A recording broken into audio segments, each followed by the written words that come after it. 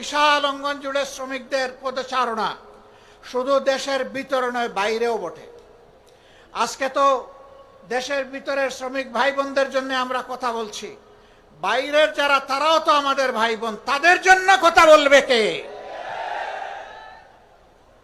সামান্য রুটি রুজির আশায়, একটু আশ্রয়ের আশায়, একটু ভাগ্য পরিবর্তনের আশায় এরা জীবনের ঝুঁকি নিয়ে সমুদ্রে নৌকার উপর চড়ে বসে, তারপরে কোনো একটা ঢেউ এসে তাদেরকে সমুদ্রের পেটে হজম করে ফেলে।